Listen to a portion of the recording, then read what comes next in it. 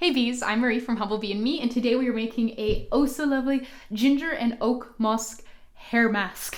And that's mask with an S-Q-U-E because I'm feeling pompous. So the inspiration for this came from a Facebook ad, which I don't think worked the way they were hoping it would, advertising a hair mask, full of shots of women sort of like this, tossing their hair around, looking, full Instagram models skipping down a beach with hair like dreams. And so I thought, I will go look at your ingredient list. Thank you, ad. I will not buy your product. So their product was mostly water and BTMS with a couple oils and then a ton of plant extracts that, as best I can figure, were used at 1% or less because of where they were sitting on the ingredient list. And so I thought, okay, cool, I can riff on this idea.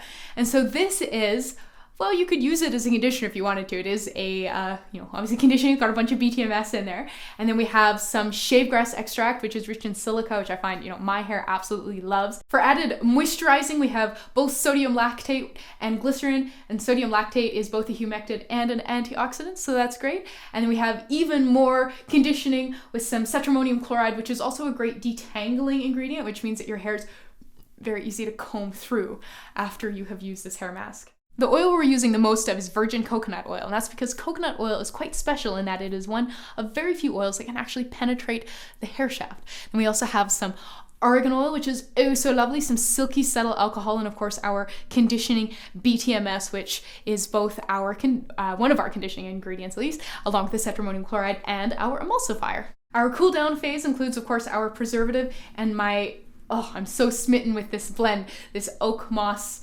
ginger blend. So we are using oak moss absolute, which is so sweet and rich and beguiling and just, it's beautiful. And then CO2 distilled ginger essential oil.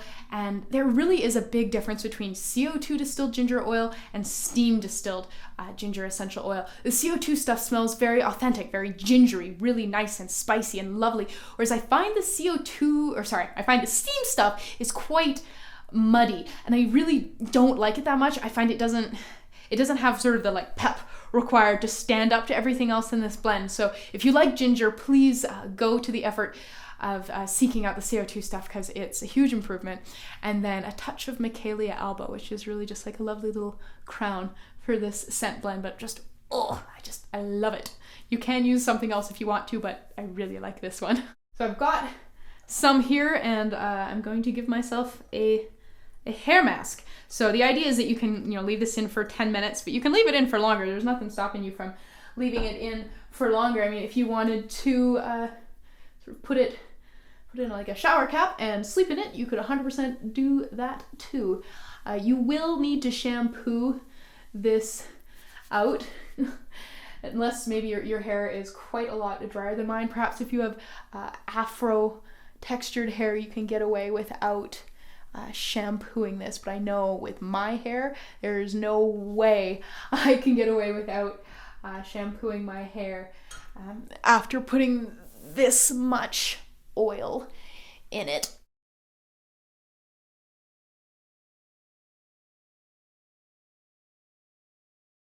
Alright, turns out operating one of those clippy things is kind of hard when your hands are covered in hair conditioner, but they do smell lovely. So I'm going to leave that in there for a while, 10-20 minutes. I'll probably do some video editing and then go take a shower, and then I shall report back. All right, I am back with hair masked, washed and dried hair, and a couple things I noticed. It did rinse out reasonably well without shampoo. I did have a few bits of hair that I could kind of get a bit of a squeak out of without using shampoo, but I did definitely need shampoo to get it all the way out and properly clean.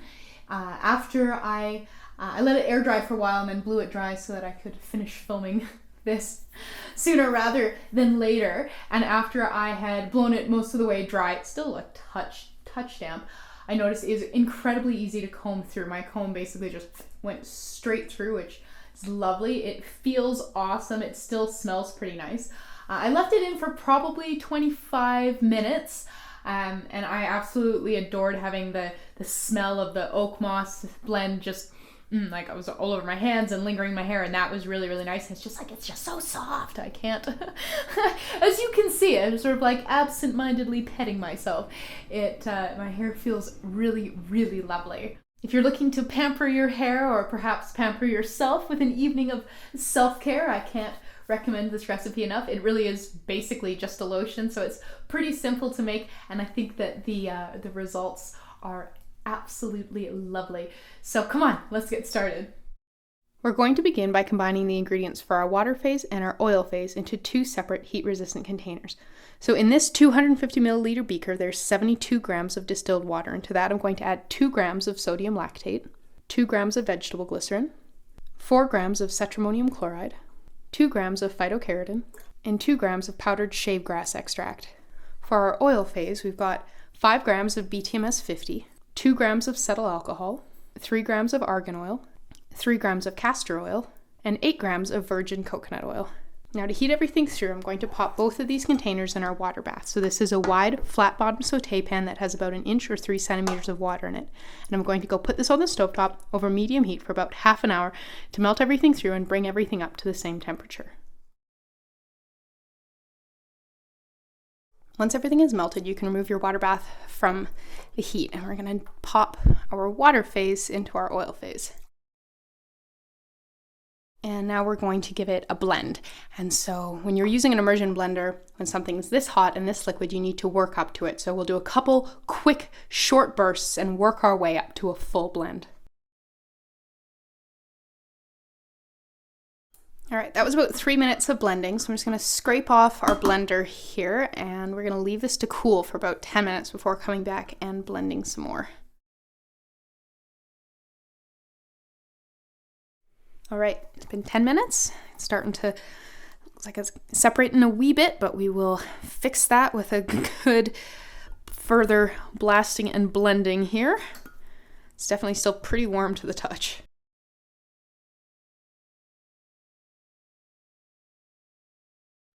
All right, that was about 3 minutes of blending. You can see it's getting quite lovely and creamy looking.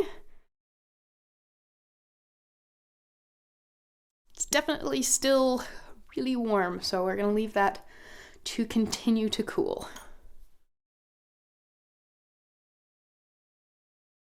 So it's been 15 minutes, and this is looking really lovely, but it still feels pretty warm. I think we're done with blending it, so we can put this away. But I do need this to cool down a bit more before I add our preservative and our essential oils. I'm going to remove the towel so that it can just sit on the cool counter, and I will leave this for, I think, another 15 to 20 minutes until the outside of the measuring cup is sort of only, kind of just feels room temperature instead of toasty. All right, our hair mask has cooled down, so we're ready to add our cool down ingredients. So I have a smaller, more precise scale here. So we're gonna weigh everything out into here to make sure we're being, precise. So for our essential oils, we'll start there. We need 0.1 grams of oak moss absolute. So that's about 5 drops. 0.1 grams of michelia leaf essential oil. So that's 3 drops. 0.2 of ginger root, and that's 5 drops of CO2 distilled ginger root. And then we need half a gram of liquid germall plus. So to incorporate that, I'm going to add some of our product to the little dish, and then we'll blend it in here and then transfer it back to the main container.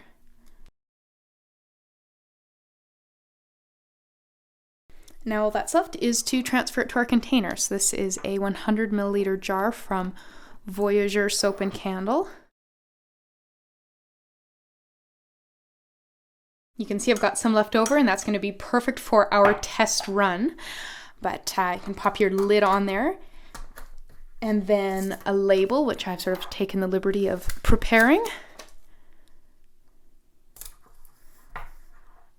And there you go. You just made a beautiful ginger moss hair mask. Thank you so much for watching. Please subscribe and do remember to go down to the description box below the video for the full written recipe and links to this recipe on my blog, where you'll find information on where to get all the ingredients and the equipment and on substitutions, just in case you don't have something.